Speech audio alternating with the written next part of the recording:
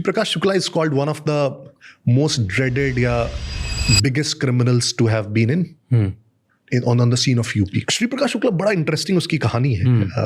He starts कहा जाता है कि गोरखपुर से ही था वो, और गोरखपुर से ही एक व्यक्ति राकेश तिवारी एक दिन उसकी बहन को छेड़ता है और राकेश तिवारी की वो हत्या कर देता है, और ये उसकी पहली हत्या होती है. और इसके बाद वो हरिशंकर तिवारी के पास जाता है. वहाँ भी कास्ट आ जाता है कि हरिशंकर तिवारी के पास जाता है कि मुझे बचाइए, पुलिस मेरे पीछे पड़ी हुई है.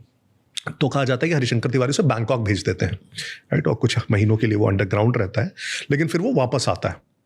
और जब वो वापस आता है तो of course now he is a formed criminal, so as to से.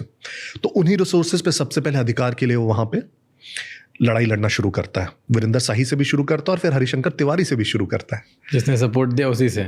ये साइकिल है. और उन्हीं रिसोर्सेज पे, और धीरे धीरे जो उसके क्राइम के एक तरह से ऑडेसिटी होती है वो बढ़ती जाती है. और ये राइवलरीज पीक पे पहुंचती है करीब 1996 में.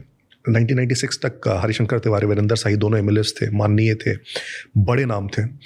1996 में श्री प्रकाश शुक्ला लखनऊ में in broad daylight Virendra Shahi की हत्या कर देता है AK-47 से.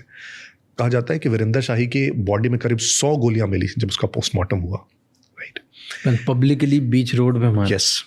And this was one of Lucknow में. And this was one of the biggest murders, audacious murders